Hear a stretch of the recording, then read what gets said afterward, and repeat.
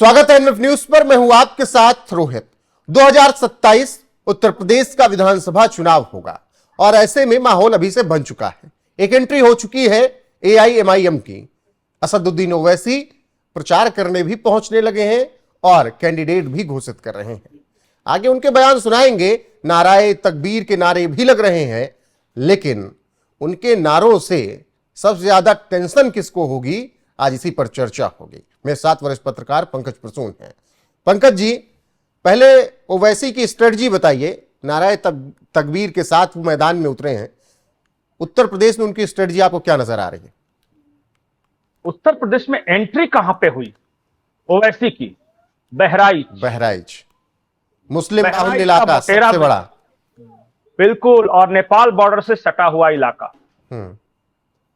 हाल ही में इस इलाके में एक अभियान चला था कि बॉर्डर के आसपास जितने मस्जिदें हैं जो इलीगल हैं उन्हें हटाना है।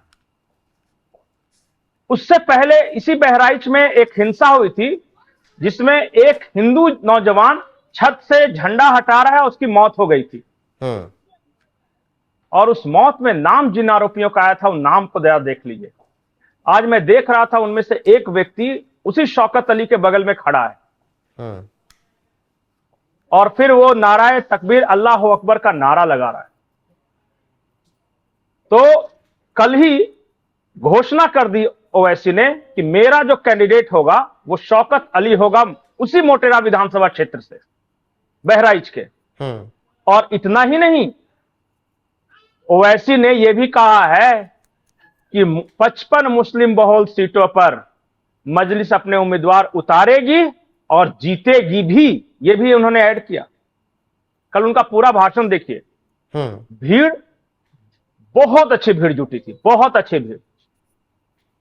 और उत्तर प्रदेश की फिजा को जरा समझिए कि जैसे जैसे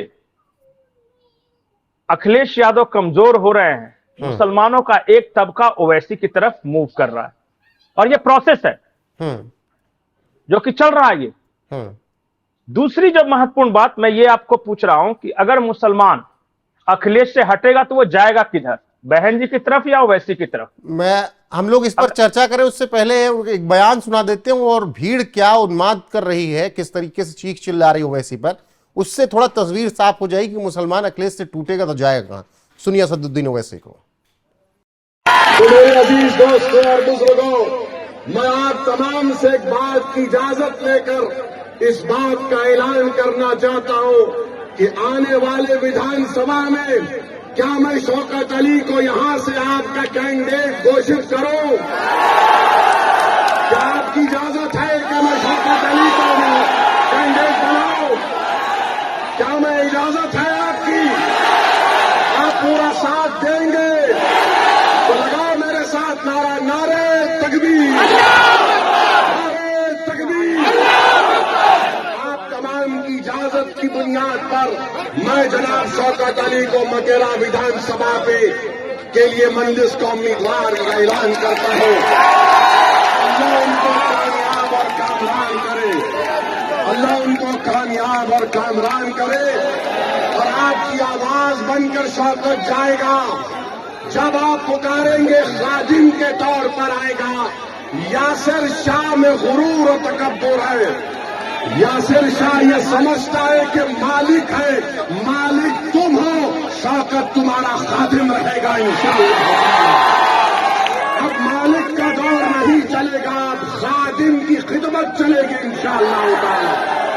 तो मेरे अजीज दोस्तों और बुजुर्गों, अगर मैं भारत के प्रधानमंत्री को कुछ ना बोलूं तो बाबा भी नाराज हो जाएंगे, अखिलेश भी नाराज हो जाएंगे। पंकज जी, ये शोर, ये भाषण, ये लोगों की चिल्लाहट बता रही है कि उनका रास्ता तय है। अगर अखिलेश से बिछड़े तो वैसे ही अगला ठिकाना है उनका। कल ओवैसी ने एक बड़ी इंटरेस्टिंग बात कही उसी सभा में। कहा कि जैसे ही मैं आया हूं, कुछ लोग ये आपके सामने शोर करेंगे कि बी टीम है, बी टीम है। मैं बंगाल में नहीं था। मैंने जो हुमायूं कबीर को दिया था समर्थन वो भी वापस ले लिया था। और जो लोग आपके सामने शोर करेंगे बी टीम है, वो गए थे बंगाल प्रचार करने ममता बनर्जी का। तो जीत गए ना। वहां तो ओवैसी नहीं था मुसलमानों का वोट बांटने वाला। क्या हुआ? और फिर इन्होंने कहा कि अखिलेश जिन जिन जगहों पर गए थे वहां के उम्मीदवार जो थे, विधायक और सांसद, वो बीजेपी की तरफ गए हैं। और उन्होंने बाकायदा लिस्ट बताया कि अखिलेश यहां उन्होंने सभा की और वहां के जो टीएमसी वाले जो जीते वो बीजेपी की तरफ चले गए, यानी नेशनलिस्ट सिटीजनशिप पार्टी जो उन्होंने बनाई है वो। उन्होंने कहा कहीं ऐसा तो नहीं है कि अखिलेश जाकर उनके कान में कह के आया है कि जीतने के बाद आ जाना बीजेपी की तरफ। उन्होंने कहा कि अब बताओ कि बी टीम कौन। बोला पूरे देश में कहीं भी मजलिस का जो कैंडिडेट जो जीत कर जाता है वो कभी बीजेपी की तरफ नहीं जाता, लेकिन इनका जो कैंडिडेट जीत कर जाता है वो बीजेपी की तरफ क्यों चला जाता है। अब बताओ कि बी टीम कौन है। तो उन्होंने अपने भाषण में कहा, पंकज जी इसीलिए तो अखिलेश यादव कि पहले ही मैं बता दे रहा हूं ताकि तुम लोग को यह कहेगा कि वो बी टीम है, वोट मुझे दे दो। वही तो मैं कह रहा हूं, अखिलेश यादव ने कुछ दिन पहले मीटिंग की थी ना सभी सांसदों की और बड़े पदाधिकारियों की, तो उन्होंने मुस्लिम सांसदों से और सांसदों से कहा कि आप लोग अपने मुस्लिम इलाकों में जाइए, अभी से लग जाइए कि ओवैसी आने वाले हैं, उनकी तरफ नहीं जाना है, हम ही आपके असली चहेते हैं, वो तो फिर हैदराबाद वापस लौट जाएंगे। तो ये तो 3-4 महीने पहले हमने इस पर बातचीत की थी। तो अखिलेश को क्या डर सता रहा है ओवैसी से? ओवैसी देखिए क्या है ना, उत्तर प्रदेश में हर किसी को मुसलमान वोट चाहिए। ओवैसी को ही मुसलमान वोट चाहिए, अखिलेश को ही मुसलमान वोट चाहिए, बहन जी को ही मुसलमान वोट चाहिए, चंद्रशेखर को ही मुसलमान वोट चाहिए और कांग्रेस को तो चाहिए ही चाहिए। तो सब सिर्फ उस 20% आबादी के लिए सारी पार्टियां लगी हुई है कि हे मेरे नेता, हे मेरे माता, हे मेरे परमेश्वर, तुम हम ही को देना वोट। और जो 80% हिंदू है वो देख के सोच रहा है यार हम लोग का तो कोई वैल्यू ही नहीं है, मतलब कोई इज्जत नहीं रही। ज्यादा से ज्यादा हिंदुओं को कहते हैं कि तुम तो यादव हो, तुम कुर्मी हो, तुम राजपूत हो, तुम ब्राह्मण हो। तो बीजेपी के हिंदुत्व के चक्कर में मत फंसना, ब्राह्मण बनकर वोट देना, इस बार राजपूत बनकर वोट देना, ताकि तब तो मेरे पास आएगा। मतलब तुम रिझाओ मुसलमानों को एज ए होल और हिंदू सिर्फ जात की बात करे। वाह जी वाह। और ये ओवैसी अपने एक और बयान में कह क्या रहा है कि मजलिस का अल जिहाद इस बार उत्तर प्रदेश में होगा, जिहाद करेंगे ये, और हिंदू बैठ के जातिवाद करेगा। वो करेंगे जिहाद और हम करेंगे जातिवाद, तभी तो उनका राज आएगा। बिल्कुल। एक बयान और सुना देते हैं, देना चाहिए। एक बयान और सुना देते हैं सदुद्दीन ओवैसी का, उसके बाद चर्चा को आगे बढ़ाते हैं। सुनिए।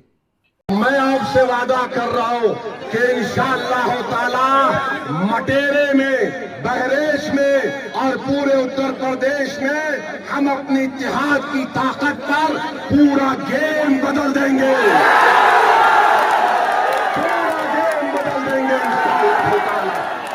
और अपने सेल फोन की लाइट खोल कर दिखा दो कब के बार उत्तर प्रदेश में मजलिस का परचम लहराएगा इंशाअल्लाह ताला।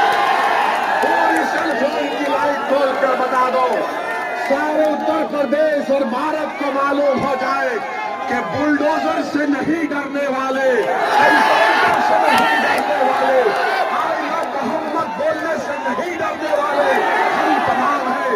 नारे तकबीर, अस्सलाम वालेकुम व रहमतुल्लाहि व बरकातहू। आराम से अपने घर को जाइए, सुकून से जाइए, अल्लाह आपको सलामत रखे। अस्सलाम वालेकुम। अब पंकज जी आखिर में मुझे यह समझना है दर्शकों को भी कि ओवैसी कितना इफेक्टिव होंगे, योगी आदित्यनाथ के लिए कितना डंड लगा सकते हैं, अखिलेश यादव के लिए कितना लगा सकते हैं। जिस तरीके से वो चैलेंज कर रहे हैं, चाहे वो उत्तर प्रदेश के मुख्यमंत्री योगी को हो, बीजेपी को हो, या फिर अखिलेश यादव के वोट बैंक पर उनकी नजर है, कितना इफेक्टिव दिख रहे हैं 2027 में? मैं ईमानदारी से बताता हूं, ये उत्तर प्रदेश में ओवैसी का तीसरा चुनाव है। इससे पहले विधानसभा चुनाव में आए थे, उन्होंने कोशिश की थी लोकसभा चुनाव में कि मायावती जी के साथ गठबंधन हो जाए, तो पहला 2 अटेम्प्ट सक्सेसफुल नहीं रहा। लेकिन तीसरा अटेम्प्ट जो इस बार जो परिस्थितियां हैं थोड़ी सी अलग हैं, कारण है अलग है, मैं बता रहा हूं क्यों।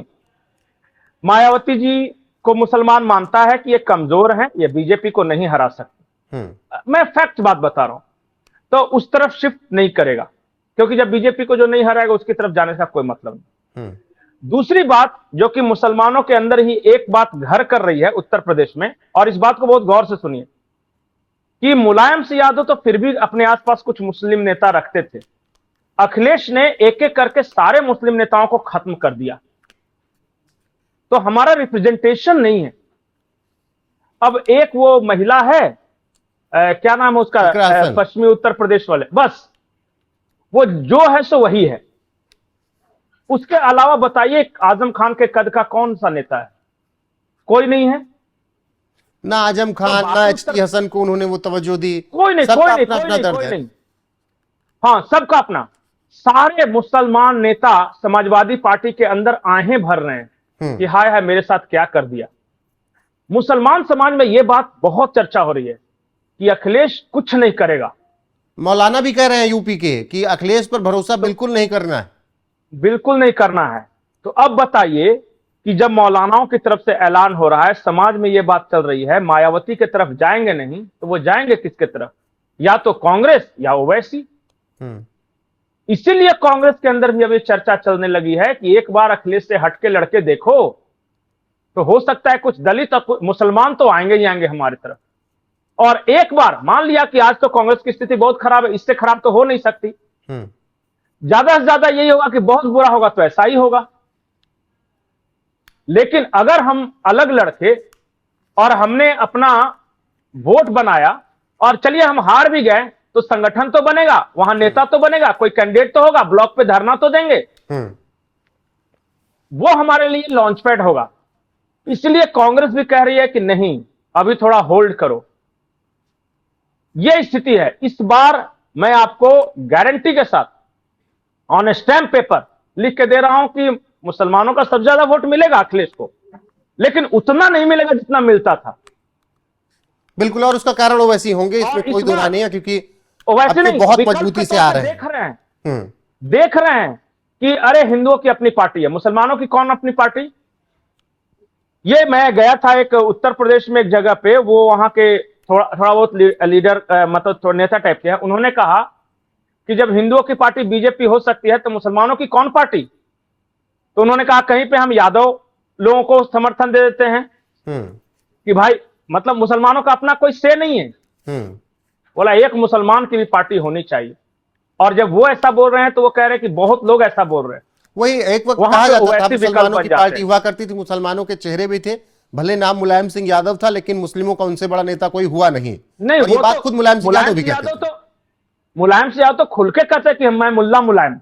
हाँ, मुस्लिमों का मुझसे बड़ा नेता नहीं है कोई, ये बात भी तमाम राजनीतिक समीक्षक और विश्लेषक और समाजवादी पार्टी कहा करते थे। बिल्कुल, पर अखिलेश नहीं कहते ना। मुलायम अखिलेश में यही तो अंतर है। नहीं, आपकी आज की राजनीति बदल गई है ना पंकज जी। तो आज की राजनीति बदल गई है, तो या तो ये प्योर हिंदू हो जाए अखिलेश, या मुसलमान ही रहें। ये कंफ्यूजन वाला स्थिति नहीं रहना चाहिए। क्योंकि आप जो कह रहे हैं, अगर आज के वक्त में अखिलेश यादव ने यह कह दिया मैं मुसलमानों का नेता हूं, तो मैं कह रहा हूं कि 15 सीट लाना मुश्किल हो जाएगा यूपी में। ऐसे भी मैं आपको आज बताऊं, उत्तर प्रदेश के चुनाव में 9 महीने के आसपास है, 8-9 महीने, 100 नहीं आएगा, 100 नहीं आएगा, मैं लिख के दे रहा हूं। चलिए, इंतजार रहेगा उस बात का। इस चीज को रिकॉर्ड कर लीजिए, बिल्कुल बिल्कुल, क्लिप काट कर रख लीजिएगा। बिल्कुल, और 9 महीने पहले बताया था। बिल्कुल, तारीख आज 15 जून 2026, 10 मार्च 5 मार्च या 6 मार्च को नतीजे आएंगे, 10 मार्च को शपथ ग्रहण होगा। तब तक के लिए अपडेट्स हम देते रहेंगे। अभी ओवैसी जिस दम के साथ आ रहे हैं, अखिलेश के लिए मुश्किल है। बाकी नाराए तकबीर, अल्लाहू अकबर, अल जिहाद की शुरुआत उन्होंने यूपी में कर दी है। यूपी की जनता क्या चुनेगी वो 10 तारीख यानी 10 मार्च को दिख जाएगा आप सबको। बने रहिएगा हमारे साथ लगातार। अभी के लिए बस इतना ही। नमस्कार।